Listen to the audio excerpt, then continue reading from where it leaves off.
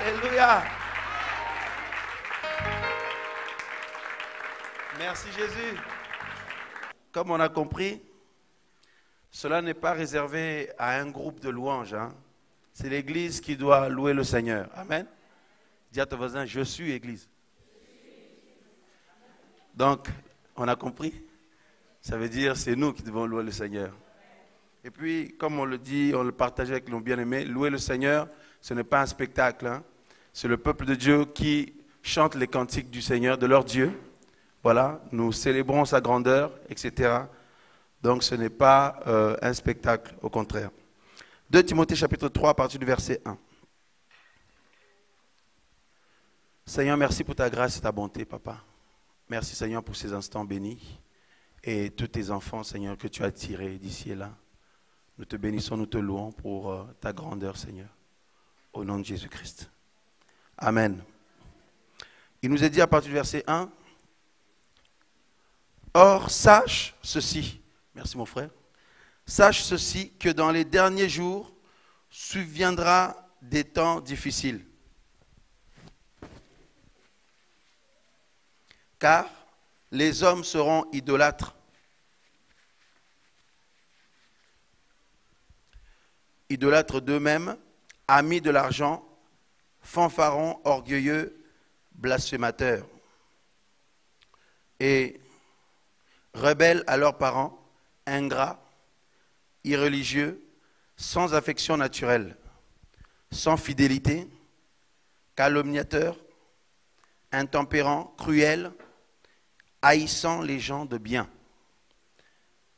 Traîtres, emportés et enflés d'orgueil, amis des voluptés plutôt qu'amis de Dieu, ayant l'apparence de la piété, mais en ayant renié la force.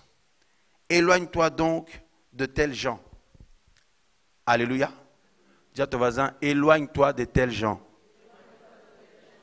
Ce n'est pas le frère Sylvain qui le dit. Ce n'est pas un homme qui le dit. Mais c'est la parole du Seigneur qui nous le dit. Parce que nous sommes dans un temps où on est tellement, en fait, on mélange tellement l'amour de Dieu avec le sentimentalisme. Et on dit que c'est ça l'amour.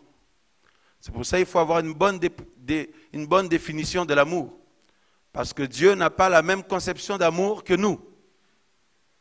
Et n'oublions pas qu'à la base, nous avions déjà été pollués à la source. Depuis le jardin d'Éden, nous ne faisons que subir jusqu'à maintenant les conséquences de la chute d'Adam et Ève. Alléluia. Et comme j'ai l'habitude de le dire, de manière innée, nous héritons dès la naissance de plusieurs choses qui vont être des choses qui vont nous pourrir la vie demain ou qui peuvent nous pourrir la vie demain ou des choses auxquelles on va être confronté à livrer des combats. Voyez? Personne ne l'a demandé, personne ne l'a souhaité. Comme vous le savez, personne n'a choisi sa famille, personne n'a choisi ses parents, ses enfants, etc. C'est Dieu qui le choisit. Alléluia. Mais de manière générale, quand on regarde l'être humain, que ce soit en Europe, que ce soit aux États-Unis, en Afrique, en Asie, partout dans le monde, on s'aperçoit que l'être humain est pareil partout. Alléluia. Et que nous avons tous en nous, qu'on soit riche, pauvre, connu, pas connu, qu'on ait réussi dans la vie ou pas, intelligent ou pas, beau, belle ou pas. Bien que toute créature que Dieu a créée sont beaux et belles, mais bon, il y en a qui se trouvent pas beaux ni belles. Ils regrettent comment Dieu les a faits. Et j'ai l'habitude de dire qu'il faut se repentir pour ça. Parce que Dieu ne nous a pas ratés. Si Dieu t'a donné la couleur de peau que tu as, bénis-le. Le visage que tu as, bénis-le. Le nez, les yeux que tu as, comment tu es, bénis Dieu pour ça. Parce que le diable vient nous mentir. Et du coup, les gens souffrent déjà de leur physique, de certaines parties de leur corps, etc., etc. Enfin bref, on ferme cette parenthèse-là. Frères et sœurs, à la base même, on est pollué dès la source. Donc, dès la naissance, il y a ce côté inné à faire plus le mal que le bien. Alléluia. Si on est sincère, nous luttons tous contre ces choses-là. Justement, c'est ça la plus grande malédiction que nous avons héritée, liée au péché de Jardin d'Éden. Et c'est pour ça que Jésus est venu, frères et sœurs, pas seulement pour aller à la croix, répandre son sang, mais aussi pour mourir pour nous. Alléluia. Son sang qui coule vient résoudre le problème de péché, mais sa mort vient résoudre le problème de cette malédiction que nous avons reçue dès la naissance. Alléluia. Ce côté inné à faire le mal. Pourquoi? Eh bien, pour nous redonner de l'espoir et de l'espérance, le Seigneur. C'est la raison pour laquelle il nous demande de mener une nouvelle vie maintenant qui lui est agréable. Un homme, une femme qui dit connaître le Seigneur, on voit des fruits dans sa vie. On doit voir des fruits dans sa vie, dans la vie de cette sœur-là, de ce frère-là. On ne peut pas dire marcher avec le Seigneur, croire en Dieu depuis déjà plusieurs semaines, plusieurs mois, plusieurs années, sans qu'on puisse voir les fruits. Alléluia. Mais tout n'est pas parfait, mais on voit des fruits qui attestent que non, Dieu travaille dans ta vie. Jésus travaille dans ta vie. Et nous, êtres humains de manière générale, on a tendance, frères, sœurs, à faire plus confiance à nos ressentis et à notre conception des choses qu'à la parole de Dieu. Mais si on pose la question, tout le monde va dire, non, moi je fais confiance à la parole de Dieu. La preuve déjà parlant de l'amour. Nous, l'être humain, pour nous, l'amour, c'est être sympa. Avoir l'amour ou la charité, c'est être sympa, c'est être gentil, c'est voilà. Mais pour Dieu, l'amour, la charité, c'est pas ça. L'amour, la charité, c'est être vrai d'abord. Pour Dieu. Alléluia. Car Dieu est amour. Personne ne peut dépasser le Seigneur là-dessus. Alléluia.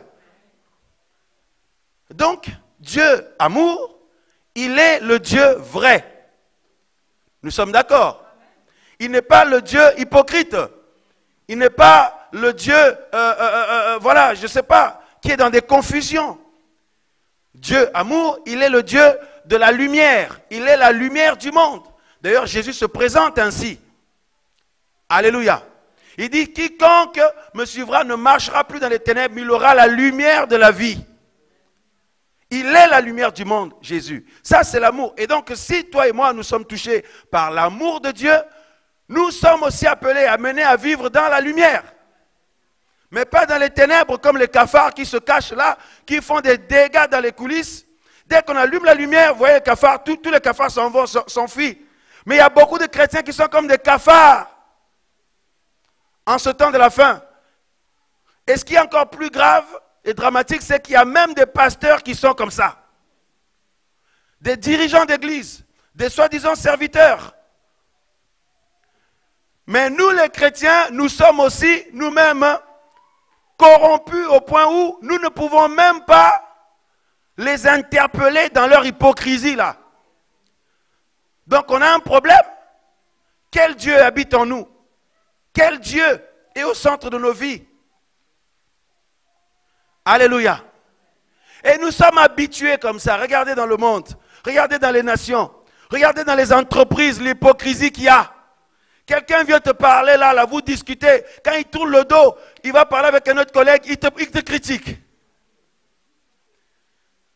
Regardez dans le monde professionnel. Combien de gens sont dégoûtés, écœurés, dépressifs. Tu parles avec une collègue ou un collègue, quand il tourne le dos, il parle avec un autre collègue, il est en train de te critiquer.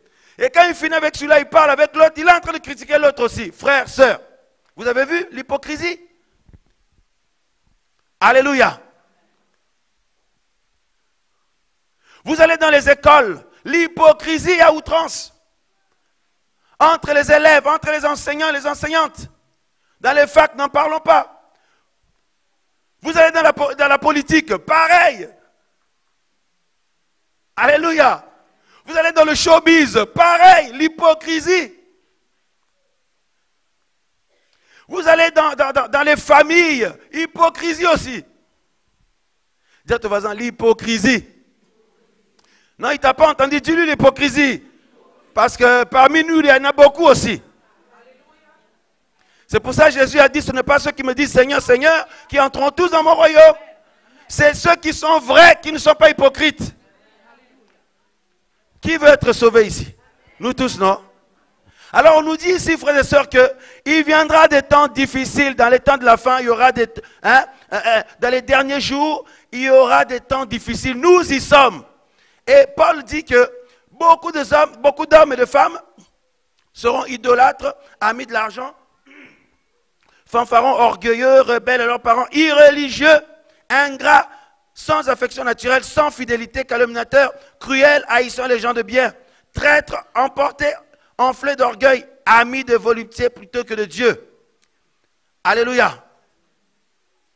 Et il dit, le verset 5, ayant l'apparence de la piété, c'est-à-dire ils ont l'apparence de s'attacher à Dieu. La piété, c'est tout ce qui nous parle de l'attachement à Dieu. Quand on parle de la piété, on parle de la consécration, on parle de l'attachement au Seigneur de manière vraie. Ce soit devant les gens ou quand il n'y a pas les gens, je suis toujours pareil avec mon Dieu. Mais en ce temps de la fin, nous voyons des personnes qui ont un semblant de piété quand ils sont avec d'autres chrétiens, mais quand ils se retrouvent tout seuls, ce sont d'autres personnes. Des femmes n'ont plus confiance en leur mari, des maris n'ont plus confiance en leurs femmes.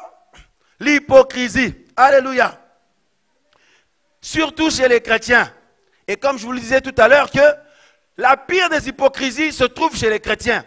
La pire des jalousies se trouve chez les chrétiens. La pire des méchancetés se trouve chez les chrétiens. La pire des impudicités se trouve chez les chrétiens. Parce que Paul en parle. Il dit, parmi vous, il y a une impudicité qui ne se trouve même pas dans le monde. Demandez-moi pourquoi. Comme on l'a dit tout à l'heure. Eh bien, parce que les gens du monde sont possédés, oui, sont chargés, oui. Mais nous, les enfants de Dieu, soi-disant, quand nous sommes touchés par le Seigneur, à la conversion, à la nouvelle naissance, à la naissance d'en haut, Dieu nous délivre de tous ces esprits-là. Mais après, on rentre encore dans l'hypocrisie. Après, on est encore dans la masturbation. Après, on est encore dans la pornographie. Après, on est encore dans le mensonge. Après, on est encore dans le vol. On est encore dans l'orgueil. Frères, sœurs, dans la sorcellerie, certains. On est encore dans le mensonge. Alléluia. Donc, ce qui se passe, c'est que les esprits qui ont été chassés là reviennent cette fois plus comme Jésus avait dit. Ils vont chercher d'autres esprits plus méchants. Ils reviennent s'installer en toi. Et comme Jésus avait dit, la condition de cette personne est pire qu'avant. Alléluia. Et puis, il y en a, après, rebelote.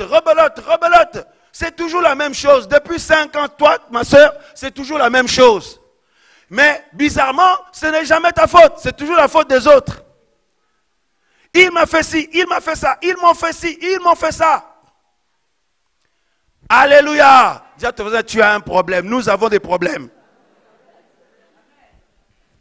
Depuis tout ce temps, toi, tu n'y es pour rien. C'est que la faute des autres. Déjà, ça montre que tu n'es pas de Dieu parce que c'est de l'orgueil. Parce que si on est vraiment de Dieu, même si on est irréprochable, quand tu te regardes devant Dieu, tu dis non, par rapport à Dieu, je suis chargé. J'ai besoin d'aide. Amen ou pas amen? Qui peut oser dire qu'il est comme Dieu, il est parfait comme Dieu? Personne. Mais quand on voit des comportements pareils, la sœur là avec son mari, ça fait 10 ans, mais pour elle, c'est toujours la faute de son mari. Ça fait 5 ans, mais pour lui, c'est toujours la faute de sa femme, c'est toujours la faute des frères et sœurs, toujours. Dis à ton voisin, là, c'est le voile. Dis, de telles personnes, ils sont voilés.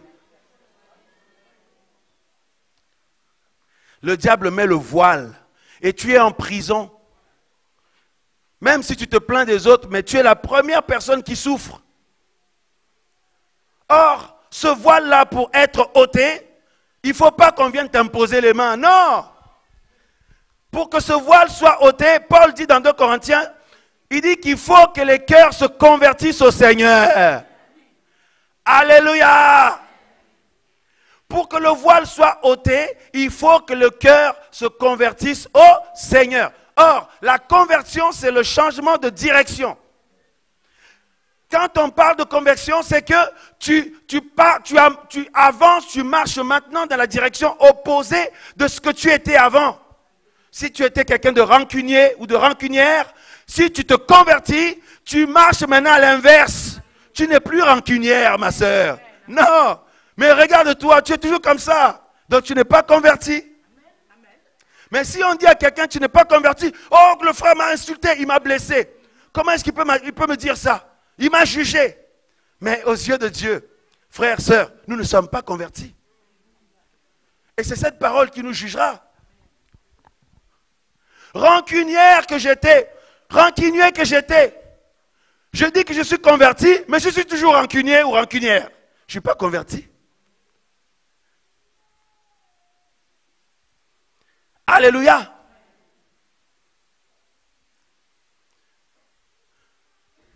Menteur que j'étais, je dis que je suis converti, mais je mens toujours.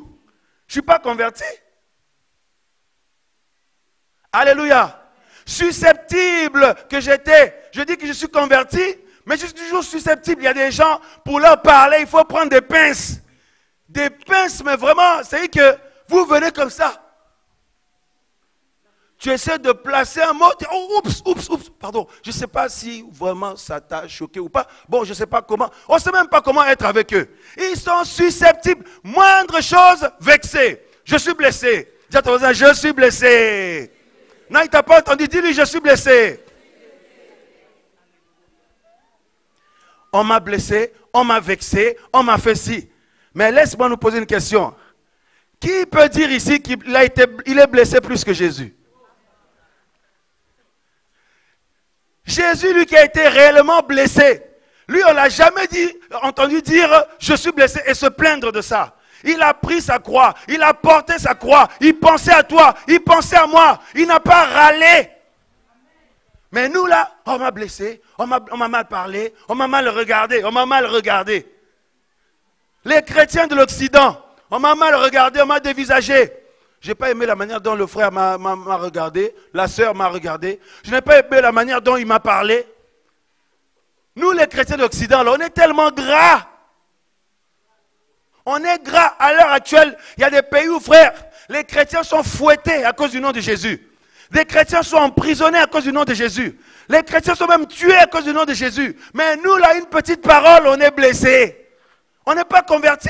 Vous croyez que vous êtes dans la vraie chrétienté? Si Jésus revient, vous allez être surpris. Jésus l'a dit, beaucoup me diront ce jour-là, Seigneur, Seigneur, nous avons chassé les démons, nous avons été faire des visites, nous avons évangélisé en ton nom. Il dit, retirez-vous de moi, je ne vous ai jamais connu. Comme quelqu'un, un soi-disant frère a dit à des bien-aimés, vous pouvez ne pas méditer pendant une semaine, ne pas prier pendant une semaine, ce n'est pas grave. Donc, vous pouvez vous laisser aller, quoi. Vous pouvez laisser votre côté animal faire comme il veut. Mais l'essentiel, c'est que la grâce est toujours là. La grâce de Dieu dans nos vies, avec les dons, les facultés que Dieu nous a données pour le servir, ce n'est pas ça qui détermine si Dieu nous a créés. Ah non, parce que Jésus l'a dit. Il a dit, beaucoup diront qu'ils ont chassé les démons en son nom. C'est une puissance, non? Qu'ils ont évangélisé, les gens ont été touchés, mais eux-mêmes ils sont restés là. C'est pour ça que Paul disait que je m'examine moi-même, de peur qu'après avoir prêché aux autres, moi-même je sois disqualifié. Beaucoup de personnes tombent dans ce piège-là. Beaucoup de pasteurs, de chrétiens croient que parce qu'ils chantent bien, ils prêchent bien, ils prient pour les gens, eh bien que Dieu les a agréés. Mais vous regardez leur vie là, ils n'ont rien de Dieu. Est-ce que nous aimons la vérité? Est-ce que nous voulons le vrai message de Jésus? Quand Jésus prêchait, il ne mâchait pas ses mots. Quand Jésus parlait, la Bible dit qu'il parlait avec autorité. C'est-à-dire qu'il prêchait la parole de Dieu avec autorité et il laissait chacun libre. Soit nous prenons, soit nous laissons, mais nous verrons à la fin. Mais ce que nous voyons aujourd'hui dans le milieu chrétien, ça n'a rien de Dieu.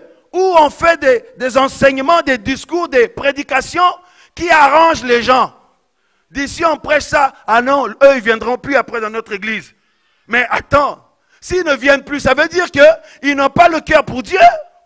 Parce que ceux qui ont le cœur pour Dieu diront comme Pierre, Seigneur, à qui irions-nous? Tu as les paroles de la vie, Seigneur, à qui irions-nous?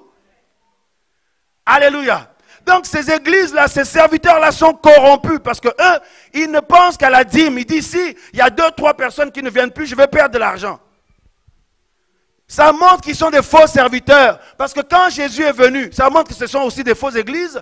Quand Jésus est venu, ce qui lui importait, c'est le prix des âmes. Il a été jusqu'à verser son sang à la croix. Tu as du prix aux yeux de Jésus. Tel que tu es là, ma soeur, mon frère, nous avons du prix aux yeux de Jésus. Voilà pourquoi un père qui aime ses enfants leur dit la vérité.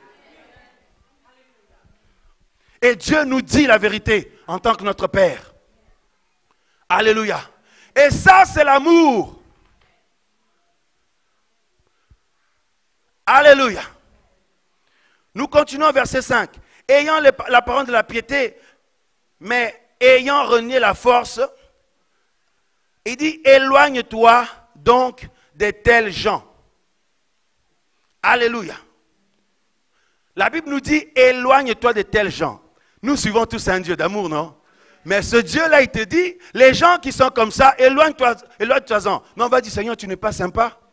Seigneur, tu n'es pas sympa, il ne faut pas juger, Seigneur. Il ne faut pas juger, Seigneur. Peut-être qu'ils vont changer demain, peut-être qu'ils vont faire des efforts. Mais Dieu te dit, éloigne-toi de ces gens-là.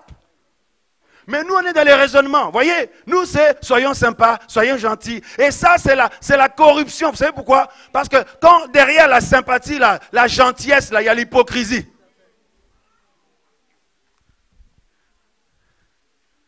Vous savez, pour qu'on soit délivré, nous avons besoin du vrai message du Seigneur. Pour qu'on soit des vrais chrétiens, nous avons besoin de l'épée de la parole de Dieu, qui vient couper les chaînes des raisonnements, qui vient couper les chaînes des caractères, qui vient couper les chaînes des cultures, qui vient couper les chaînes, bien-aimés, de l'orgueil. Si tu es de Dieu, réjouis-toi là où on te prêche la vérité. C'est ça que Dieu veut. Jésus ne suivait pas les gens pour dire, revenez, revenez s'il vous plaît, je suis en galère des âmes, c'est pour vous que je suis venu sauver. Frère, il laissait les gens partir et il a regardé Pierre, les autres, et vous ne partez pas vous aussi? Quel Jésus on nous a présenté? Quel Jésus on nous a prêché? Hein? Tout le monde n'a pas le même Jésus. Hein? Il y a des gens qui ont un Jésus qui les pousse, qui les encourage dans le péché comme pas possible. Ça, ce n'est pas le vrai Jésus. Alléluia. Ils ont un Jésus qui les laisse comme ça, ils ne veulent pas qu'ils changent. Mais le vrai Jésus, quand il est là, tu n'es pas tranquille. Ton caractère là, il te met des convictions. Tes raisonnements, il te met des convictions. Tes pensées là, alléluia. Et tu es vivant, tu es vivant. Là où il y a la vie, ça bouge. Tu sens que ça bouge en toi, oh là là, il n'y a rien, Dieu ne te laisse pas tranquille. Attention là comment tu parles, attention à tes pensées, attention à ce que tu entreprends dans ton cœur, attention à ton orgueil, attention. Frère, dis à ton voisin, Jésus, est-ce qu'on peut l'acclamer s'il vous plaît?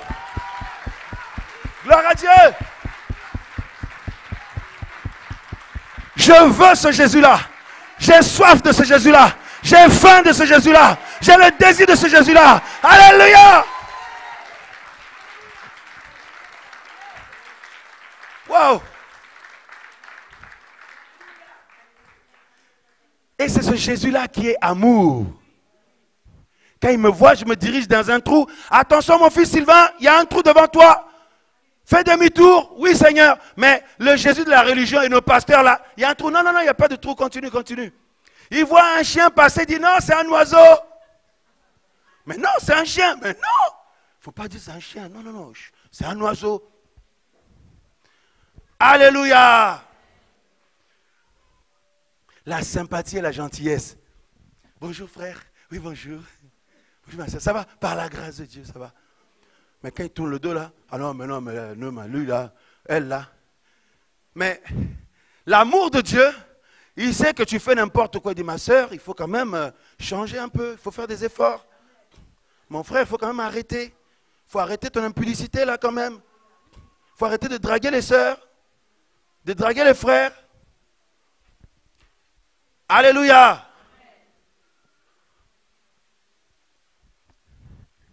Qui a le Saint-Esprit? Qui croit avoir le Saint-Esprit? Donc tu as l'amour de Dieu. Et quand on a l'amour de Dieu, on est dans la vérité. On n'est pas sympa. Mais je vous dis vrai.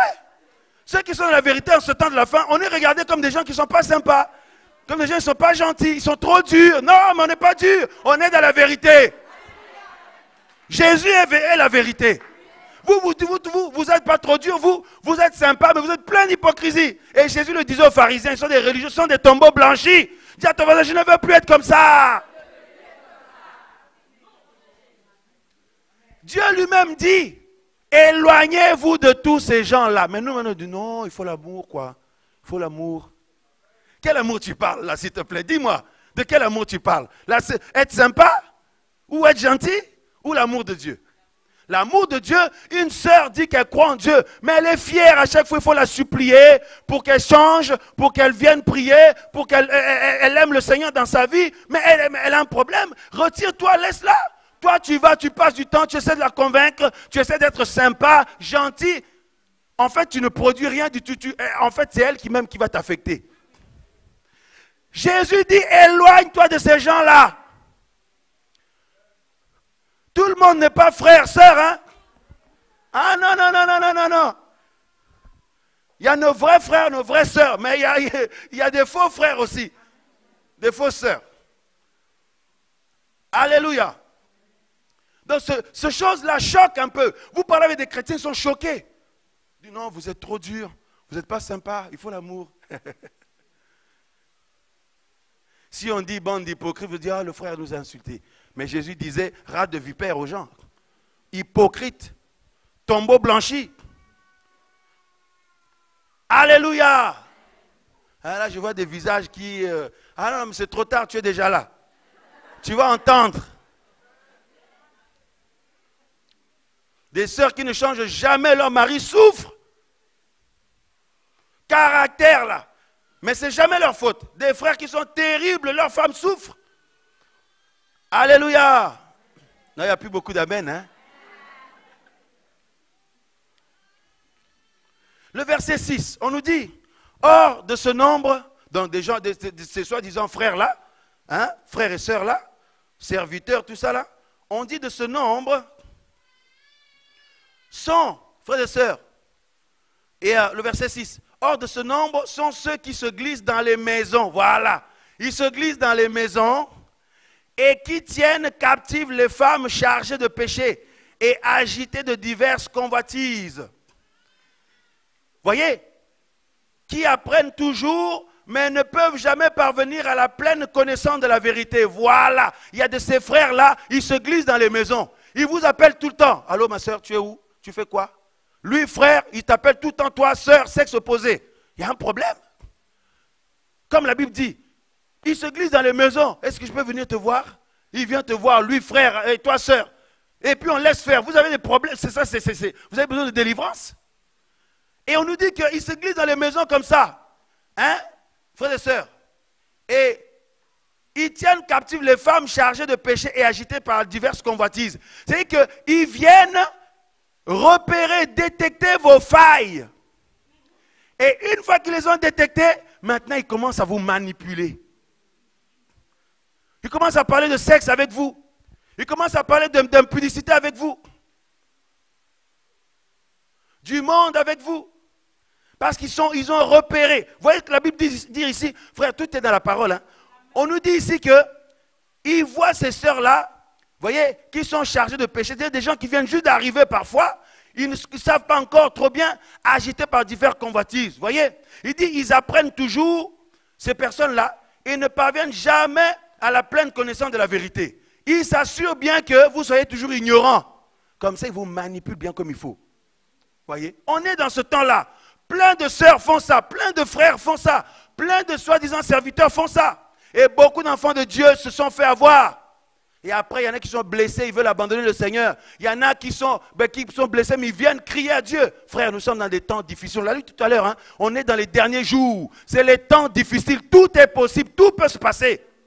C'est pour ça, ne mets pas ta confiance en un homme, une femme, en quelqu'un, même si tu le trouves sympa, même si tu le connais depuis longtemps, ne mets pas ta confiance en lui ou en elle. Mets ta confiance dans le Seigneur Jésus. C'est ce que nous vous disons. Nous voulons mettre tous notre confiance dans la parole de Dieu. C'est pour ça qu'il faut qu'on soit des hommes et des femmes qui sont dans la parole. Waouh, waouh, waouh, waouh, waouh. Voyez, il dit ces gens-là, ils apprennent toujours. Voyez, avec eux là, vous apprenez toujours. Hein? Mais vous ne parvenez jamais à la pleine connaissance de la vérité. Jamais. Jamais. Tu vois ma soeur, donc tout le temps, il faut comme si tu connais toujours rien. Et voilà. Donc en fait, ils ont des ambitions malveillantes. Alléluia. Frère, tout est dans la parole. Hein? Et on est dans ce temps-là. Et verset 8, on nous dit, de même que Jannes et Jambres s'opposèrent à Moïse, de même ceux-là s'opposent à la vérité. Il y en a qui s'en rendent compte, d'autres ne s'en rendent même pas compte. Mais n'empêche qu'ils s'opposent quand même. Par leur manière de faire, ils s'opposent à la vérité. Par la manière qu'ils égarent les autres, ils s'opposent à la vérité. Il y en a qui sont conscients, d'autres qui ne sont pas conscients. Mais le résultat est le même, ils s'opposent quand même à la vérité. Et puis ils égarent ceux qui veulent être dans la vérité. Alléluia. Frères, sœurs. Il dit, de même que Jannes et Jambres s'opposèrent à Moïse, de même eux s'opposent à la vérité. Ce sont des hommes à l'esprit. Non, je n'ai pas entendu. Vous lisez avec moi, non? À l'esprit comment? Corrompu. Voyez? Et c'est Dieu qui le dit. Ce sont des hommes à l'esprit corrompu et réprouvés. Voyez? En ce qui concerne la foi. 9. Mais ils ne feront pas de plus grands progrès, car leur folie sera manifestée. Alléluia. J'aime la parole du Seigneur. Tu peux faire des dégâts dans les coulisses, mais dis-toi bien que Dieu va révéler ta folie. Tu fais des dégâts, tu trompes les gens, tu égares les gens, tu dragues les sœurs, tu mens, tu es faux. Tu prêches des faux messages aux gens. Dieu va mettre à la lumière tes affaires là. C'est qu'une question de temps. Et Dieu, quand il voit que tu es déjà tordu, il te laisse t'empirer d'abord. Comme ça, quand il fait éclater ça, scandale. Ah oui, Dieu fait exprès, il te laisse t'enfoncer bien dans ton péché là. Parce que avant, le Seigneur nous interpelle, il t'interpelle, mais tu n'écoutes pas, il te laisse t'enfoncer là bien. Après, mon ami, regardez ce que la Bible dit. Hein? Dis à ton frère, ne joue pas avec le Seigneur. Ah non, j'ai dit à quelqu'un hier, j'ai dit j'ai dit, tu crois que le Seigneur allait te laisser comme ça? Il y va du sang du Seigneur qui a coulé. Comme Paul dit aux anciens, il dit, prenez garde à la manière dont vous allez travailler avec les enfants de Dieu. C'est l'église que Dieu s'est acquise par son propre sang. Il faut être des modèles, il faut être dans la vérité. Hein? Tu croyais que le Seigneur ne te voyait pas, tu croyais qu'il allait te laisser t'en tirer comme ça? Alléluia. Pour ça, là, frère, sœur, là, nous autres, là, il faut bien s'examiner, là. Si tu sais très bien, on le sait quand on n'est pas dans le bon chemin, on le sait. Et nous aussi, on dit, non, moi, je ne savais pas, on a abusé de moi. Comment ça, tu ne savais pas? Tu as le Saint-Esprit ou pas? Tu n'es pas converti? Comment ça, tu ne savais pas? Même si au niveau doctrinal, il y a des choses que tu ne sais pas. Mais par rapport au bien, au mal, tu sais. On le sait. Même un chien, il sait quand il fait le mal. Donc maintenant, toi, tu es devenu pire qu'un chien. Tu ne sais même pas quand tu fais le mal. Là, un chien, quand il fait une bêtise, il sait, il met la queue là. Il sait. Mais nous, parce qu'on est chrétiens, on a perdu toute lucidité. Pour ça, beaucoup de chrétiens ils se disent, mais moi, je ne vais même pas me convertir là, avec vos bizarreries, là, avec vos dieux bizarres. Là. Pour ça, la Bible dit, à cause de nous, le nom du Seigneur est blasphémé partout. Alléluia. Frères, sœurs. 9. Mais ils ne feront pas de plus grand progrès car leur folie sera manifestée à tous. Pas quelques personnes, à tous. C'est carrément Dieu lui-même qui fait éclater tout ça. Voyez? Leur folie sera manifestée à tous. Frère, c'est terrible ici. Voyez-vous? Car le fut aussi, comme le fut aussi celle de ces deux-là, hein, Jannes et Jambres. Frères, sœurs.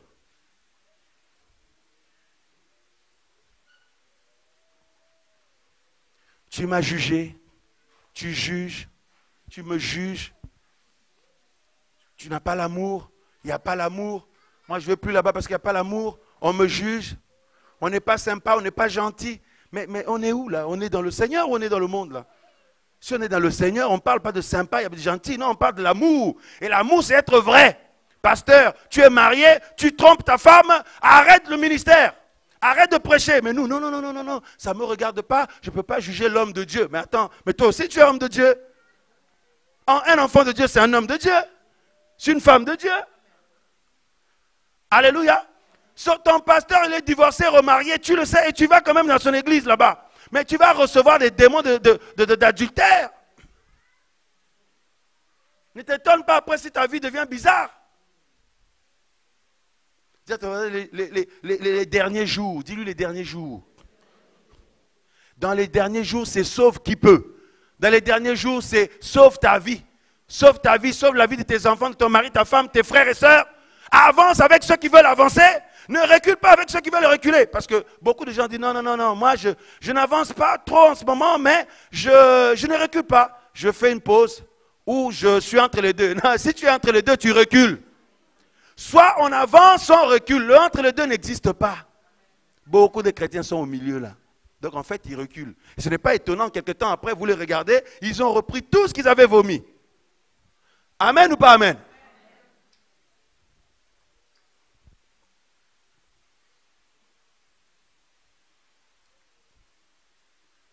Les temps difficiles, mes amis. Les temps difficiles. Maintenant, que faire? Comment faire?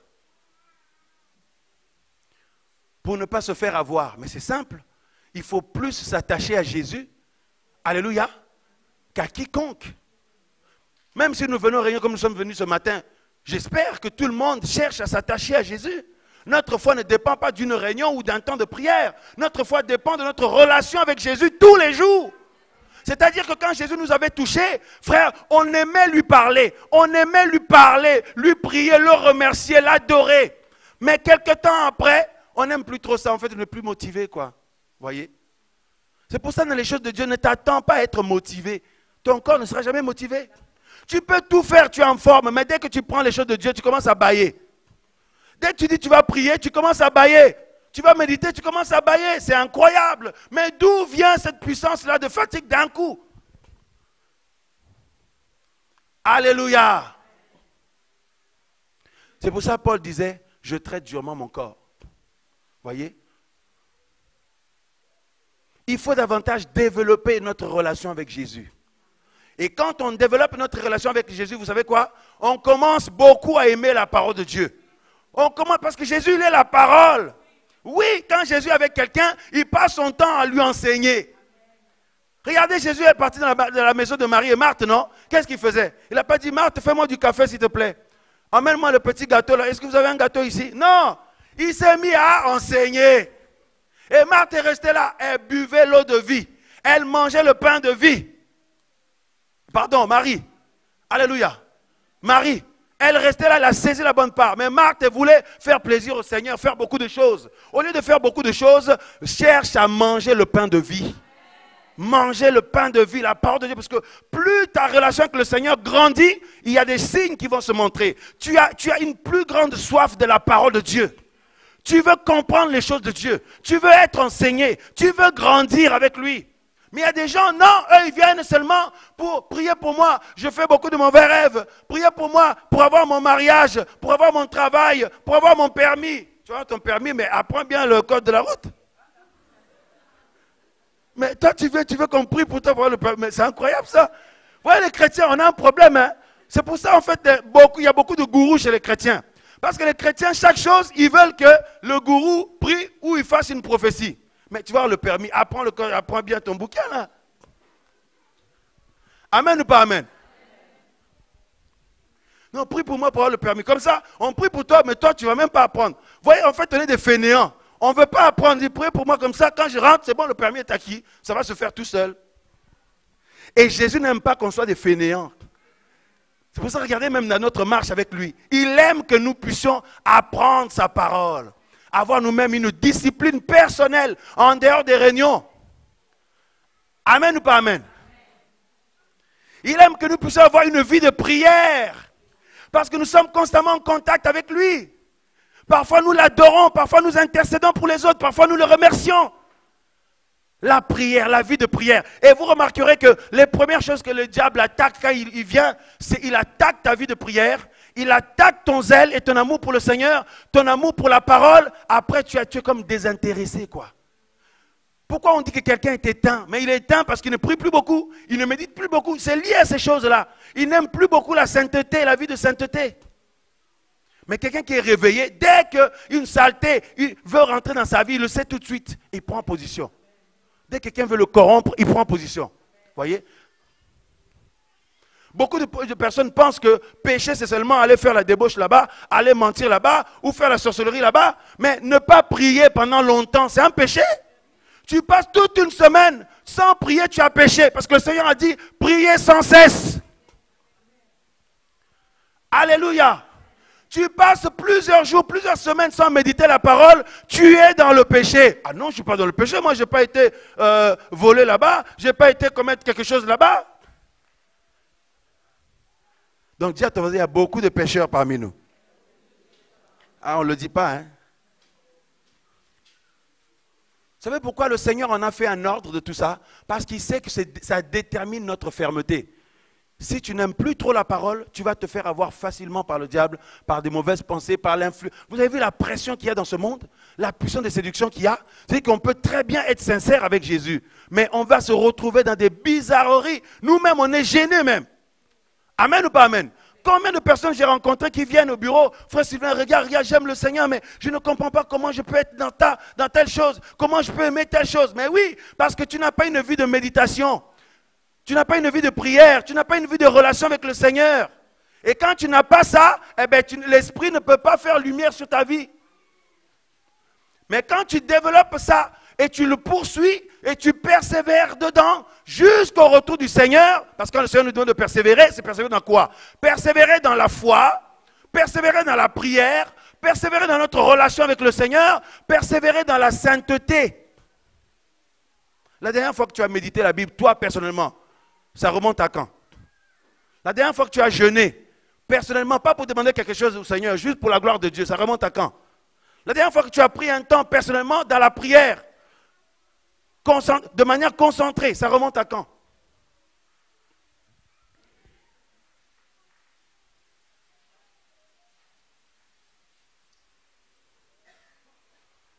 Alléluia.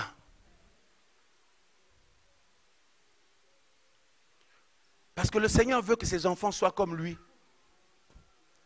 Quand il nous touche, il nous lave, il nous nettoie, et maintenant, il veut bâtir en nous sa vie. Oui, pour qu'on soit exactement comme lui. Dès qu'il y a des choses qui viennent frapper à ta porte, tu le sais tout de suite. La parole de Dieu retentit en toi. L'Esprit de Dieu te convainc. Et Dieu te donne la force. Et tu n'as même pas l'impression que c'est dur. Non, ce n'est pas difficile. Ah non, c'est dur la vie chrétienne, c'est difficile. Oh, c'est difficile. C'est difficile parce qu'on n'a pas compris comment Dieu veut. Mais si on obéit au Seigneur, ce n'est pas difficile du tout. Parce que le Seigneur a tout accompli pour nous. Alléluia.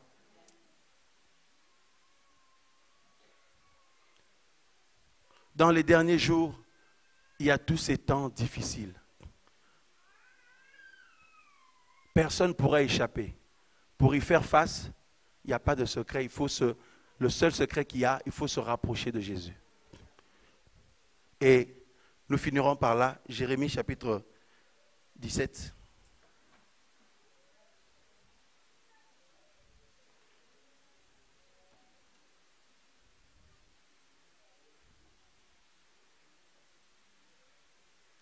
Alléluia.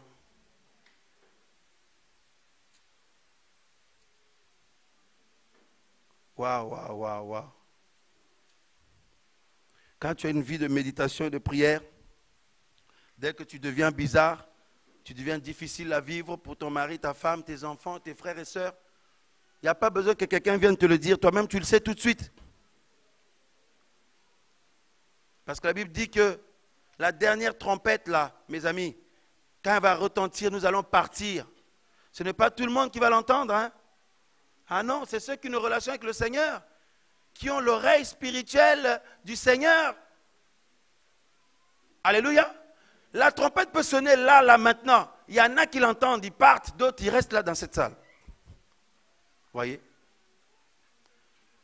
Plus nous développons la vie de prière, plus nous développons la vie de méditation, plus nous développons l'obéissance à la voix de l'Esprit de Dieu, même dans les petites choses, plus tu développes ça, plus tu vas être sensible à entendre le Seigneur, à comprendre le Seigneur. Et si c'est le cas, tu ne fais que monter, monter, monter, monter, monter. Et plus tu montes, plus le péché est loin.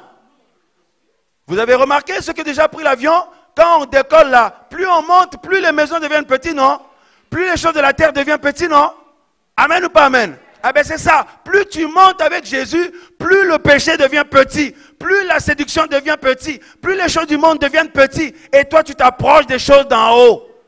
Pas avec un avion, hein, mais avec la présence de Jésus. Alléluia. C'est pour ça que Paul dit aux Colossiens, hein, recherchez les choses d'en haut. Voyez? Parce que nos problèmes, nos soucis viennent du fait que nous recherchons les choses d'en bas, toujours. Si tu recherches des choses d'en haut, tu es dans une autre dimension, ma sœur. Parce que Dieu sait que tu as besoin de certaines choses d'en bas, des choses normales pour vivre. Le Seigneur sait que tu en as besoin. Il va pourvoir. Alléluia. Moi, je crois en cette parole que Dieu pourvoit réellement pour ses enfants. Il n'y a pas besoin de harceler le Seigneur pour qu'il donne. Non. Il sait mes besoins. Il connaît tes besoins. Moi, je crois que Dieu pourvoit réellement pour ses enfants. Qui le croit? Alors, arrête de harceler le Seigneur, s'il te plaît. Non, il ne t'a pas entendu, alors arrête de harceler le Seigneur, s'il te plaît. Maintenant, dis-lui encore, demande au Seigneur les fruits de l'Esprit. Demande au Seigneur le caractère de Christ. Aspire à ressembler de plus en plus à Jésus. Au nom de Jésus. Voilà, c'est ça la vérité. Voilà. Quand on se voit, il n'y a pas, oh frère, je suis en galère, prie pour moi pour avoir ça. Pour avoir quoi? Non. Quand on se voit, frère, sois encouragé dans ta foi. Ma soeur, ça va? Sois encouragé dans ta marche. On tient bon, lâche pas. On va faire honneur à notre Papa Céleste. Parce que notre Papa Céleste a fait un défi. Il a dit, il va nous ramasser de la boue, il va nous transformer et il va montrer au diable et au monde qu'il nous change et il nous rend saints et purs. Nous sommes les ambassadeurs du ciel. Nous sommes les ambassadeurs de Dieu. Un ambassadeur représente l'autorité de son pays à l'étranger. Dis à ton voisin, tu vois, nous sommes sur la terre actuellement. Eh bien, dis-lui, nous sommes en étranger. Oui, oui, nous ne sommes pas chez nous. Tu peux faire construire une maison, tu peux acheter tout ce que tu veux. Si tu meurs, là, la maison reste. Hein? Ah ben, on n'est pas chez nous, dis à ton voisin, on est en voyage. Ben, ça fait longtemps que le voyage dure. Là, je vais rentrer à la maison maintenant, moi. Voyez? Nous voulons rentrer dans la présence du Seigneur. Nous sommes fatigués de ce monde. On ne fait que de nous séduire, on ne fait que de nous troubler, on ne fait que de nous mentir. Tu ne peux même plus sortir avec tes enfants te balader sans voir des panneaux publicitaires avec des femmes nues, des hommes nus. Il n'y a que ça. Publicité de yaourt, partie intime de quelqu'un. Publicité de brosse à dents, partie intime de quelqu'un. On est fatigué, quoi. Alléluia. Et là, maintenant, c'est parti carrément. Certains de nos ministres, qui sont eux-mêmes déjà comme ça, commencent à voter des lois pour dire même nos petits-enfants doivent être dans la... Oh mon Dieu. Dans l'impudicité. Vous vous rendez compte? Et on légalise ça. Mais attendez, frère, il faut faire une lecture spirituelle de la situation. Quand on fait une lecture spirituelle, nous sommes dans une époque qui a dépassé même Sodome et Gomorrhe. Parce que dans les coulisses, là, les œuvres de Sodome et Gomorrhe, là, les œuvres, les actes de Sodome et Gomorrhe qui se passent dans les coulisses là. Dieu le voit, c'est pire que si on est arrivé carrément, nos ministres décident maintenant de dire qu'on peut même coucher avec des bébés, avec des petits enfants, ça devient légal. Dites-vous que nous, les œuvres de Sodome et Gomorrhe sont encore pires dans les coulisses. Donc nous avons de loin dépassé cette époque-là. C'est pour ça qu'on est fatigué. Vous savez, la Bible dit, hein, l'esprit et l'épouse disent, viens. Frère, nous allons nous tenir dans la main. Seigneur, nous sommes fatigués, viens nous chercher. Ah oui, parce que si on reste longtemps ici sur la terre, là, avec toutes ces corruptions-là, qui veut rentrer à la maison? Si ceux qui ne lèvent pas la main, là, on vous regarde, là, vous avez un problème. Alléluia! Non, Seigneur, ne reviens pas encore, s'il te plaît, parce que j'ai envie d'abord de... Hein? Je veux d'abord profiter de ça. Ça profiter de quoi? Ça se voit que tu n'as jamais goûté à la présence de Dieu. Vous n'avez pas vu les gens qui témoignent que le Seigneur les a, ils ont expérimenté une expérience avec le Seigneur. Quand le Seigneur leur dit de retourner, ils pleurent. Ils disent non, je ne veux pas. Prie le Seigneur qu'il te fasse des expériences dans l'au-delà avec lui. Prie. Si tu pries le Seigneur, c'est dans sa volonté, il peut te l'accorder. Comme Jean a été ravi en esprit. Il était dans l'île de Patmos. Dieu l'a ravi en esprit. Alléluia. J'ai hâte de voir mon Seigneur comme il est. Comme la Bible dit, nous le verrons tel qu'il est. Oh Seigneur, sur la terre, il y avait plein de tableaux qui nous faisaient croire que ça c'est toi ça. Léonard de Vinci, tout ça là. Et d'autres photos, on nous a dit que c'est ça Jésus. Mais Seigneur, mais c'était quel n'importe quoi. Waouh Seigneur, tu es magnifique. Il me sourit comme ça. Et voilà. Il me prend dans ses bras. Je dis, oh Seigneur, quand tu me touches, je suis guéri de tout. Il me sourit seulement. Ah, ne loupe pas ça. Hein. Dis à ton voisin, ne loupe pas ça. Fais tout pour être là-bas. L'amour de Jésus dépasse l'amour que tu as ressenti de ton mari ou ta femme. Au moment où c'était au top, ben, l'amour de Dieu dépasse ça de loin. Dès qu'il te regarde seulement, tu te sens guéri de tout. Tu te sens, c'est comme si tu as reçu une décharge qui t'a électrique, comme si une batterie, quoi. Tu as été chargé à bloc. Vous ne voyez pas quand le Seigneur nous visite parfois, quand le Seigneur te visite personnellement chez toi ou lorsqu'on se réunit, quand on part de là, on a l'impression que tout vienne là.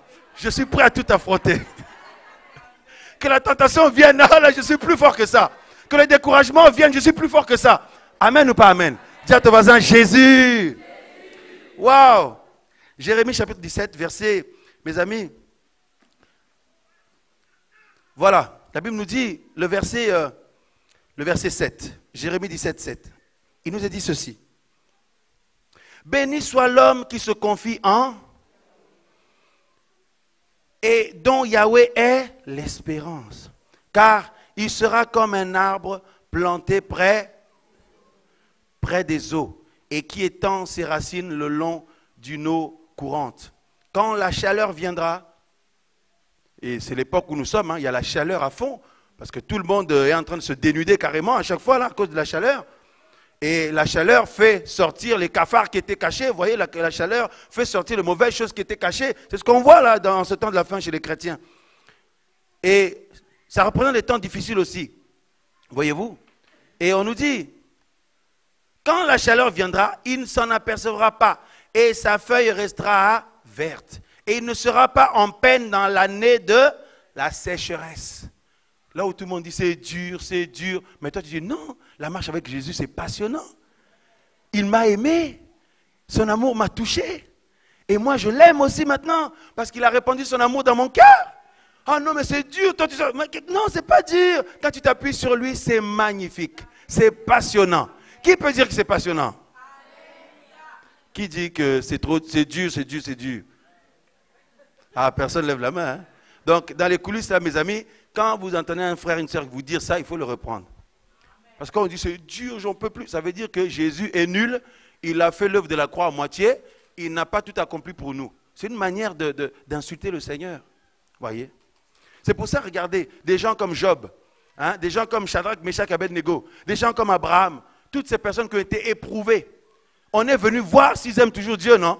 Vous pouvez dire, c'est trop dur ce que je vis. Non, là, je ne comprends plus mon Dieu. Là, je ne comprends plus rien. Mais eux, qu'est-ce qu'ils ont fait? Ils ont béni le Seigneur. C'est pour dire, malgré tout ça, là, Jésus est toujours mon Dieu. Il est toujours le roi de ma vie. Il est toujours le Seigneur de ma vie. Même si je suis attristé, même si j'ai perdu un membre de ma famille, même si je suis en deuil, même si je suis malade, même si je suis frère et sœur, j'ai perdu des choses, même si tout le monde m'a abandonné, même si je suis incompris de tous, mais Jésus est mon Dieu. Il est mon sauveur. Il est mon maître. Il est mon ami. Il est mon soutien. Mon appui, mon confident. Alléluia, le Dieu de mon salut.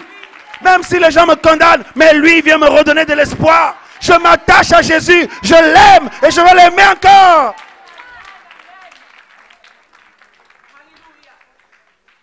Assis sur ton trône,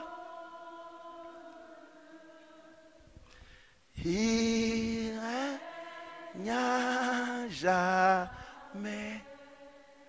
Nous contemplons sa gloire assis sur trône. Yaya règne jamais. Toi mon Seigneur, mon Sauveur Jésus, tu es assis sur le Seigneur de la vie, le Dieu de l'univers, l'ancien de jour. Tu ne mérites que l'adoration. Tu mérites la louange, la gloire, l'honneur, Jésus de Nazareth. Tu es Dieu pour l'éternité. Oh, alléluia. Toi, Jésus, n'a jamais. Nous les racheter, nous disons assis, assis sur ton trône. Yahweh, tu es, règne à jamais. Nous les racheter, nous disons assis, assis sur ton. Jésus, tu règnes, règne à jamais. Toi, le maître de nos vies, tu es assis sur ton trône. Tu règnes. Oh Père, merci pour ta présence. Merci Papa, tu me remplis de ton amour. Toi, le maître de ma vie, tu es si.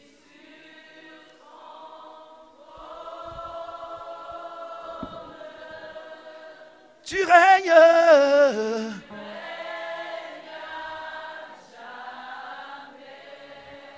Tous ensemble, nous disons assis.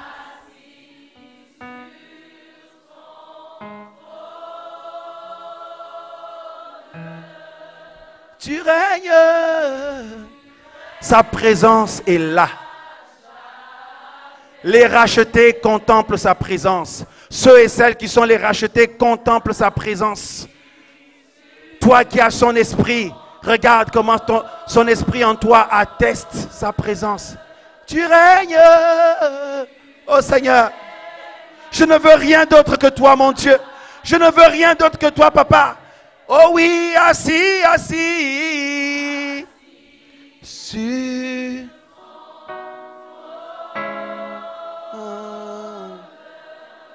Tu règnes.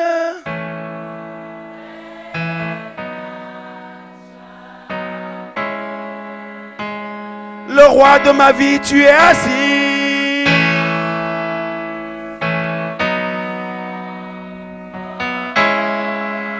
Oh Papa, je n'ai que toi, Jésus.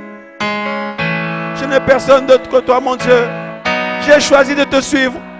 J'ai choisi de t'aimer. J'ai choisi de te craindre, Jésus, de te servir, mon Dieu.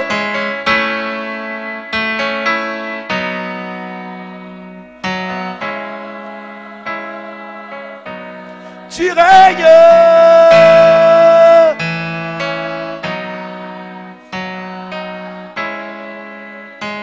Toi, l'amour de ma vie, tu es assis.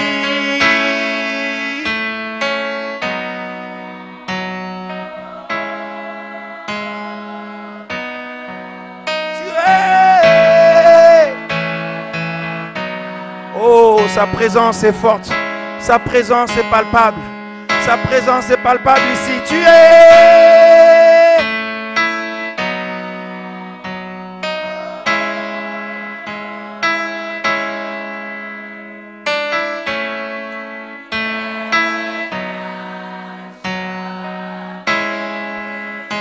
Nous chantons tous ensemble, il est assis.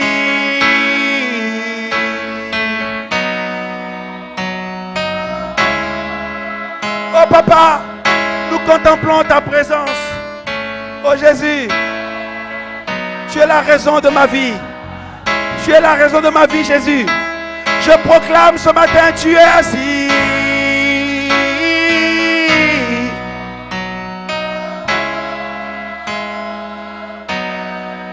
Mon Dieu, tu es.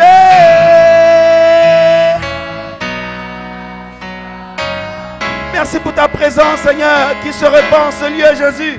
Tu es assis. Oh mon Dieu. Merci pour ton esprit qui agit en ce lieu, qui touche tes brebis, qui remplit ton peuple. Alléluia. Ta présence change ma vie. Ta présence change mon cœur, Jésus. Ta présence, oh Dieu, guéris mes blessures. Oh mon Dieu, mon Père, je n'ai que toi, Jésus. Je n'ai que toi, Papa.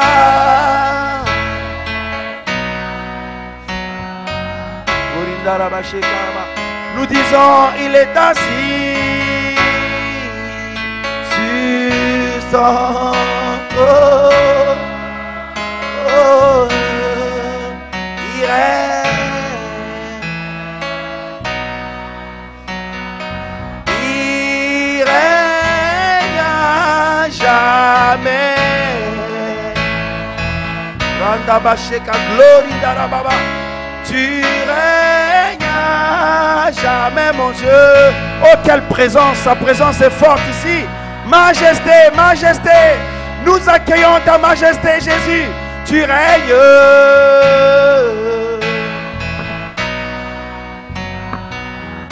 Tu règnes à jamais.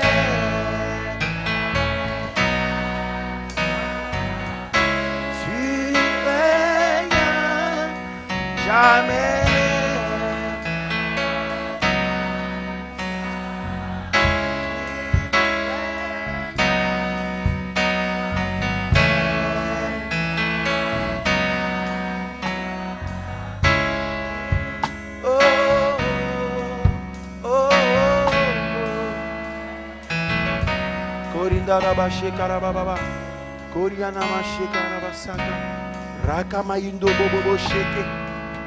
La gloire de Dieu, la présence de Dieu.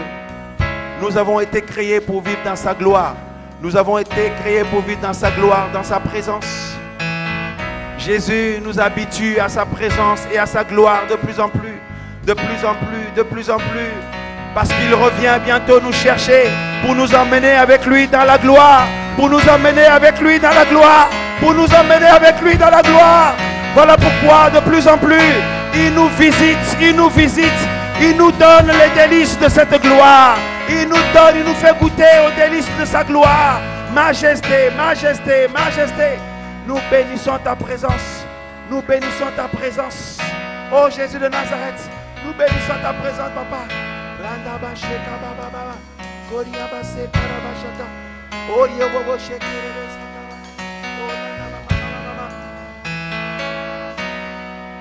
Sa présence se répand sur toi comme une huile fraîche. Sa présence, regarde, regarde, regarde comment sa présence inonde ta vie. Comment sa présence inonde ta vie maintenant, maintenant, maintenant.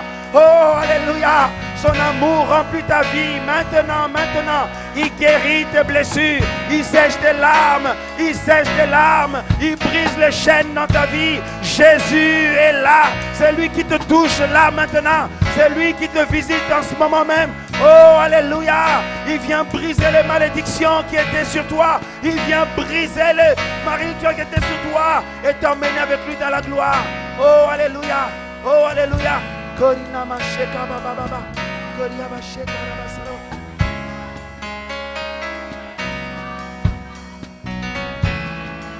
Oh, quelle présence ici.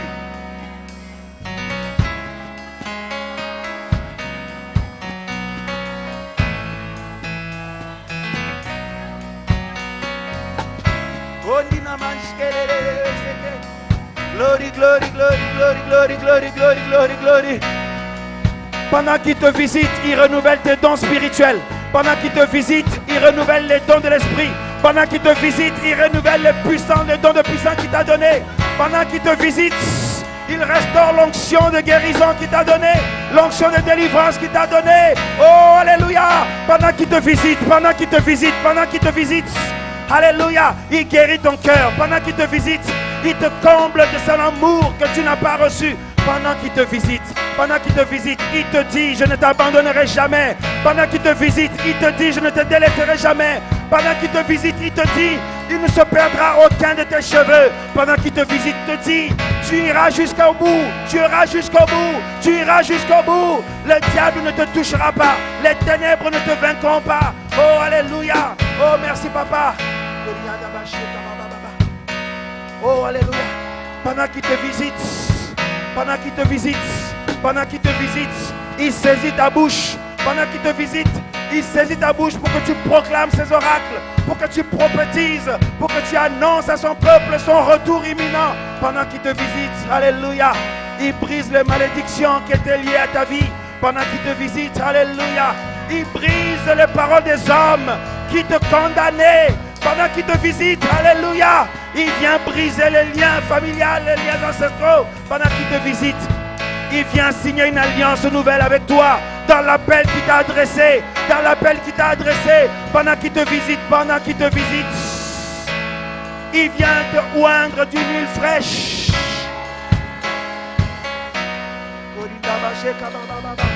Oh, quelle gloire ici, quelle gloire de Dieu, quelle gloire ici.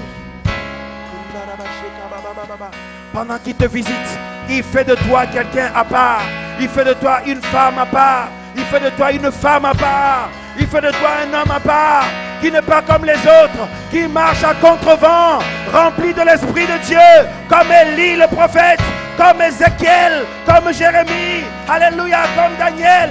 Dieu dit au travers de toi, cette génération verra des oracles de Dieu. Au travers de toi, cette génération verra la grandeur de Dieu. Alléluia.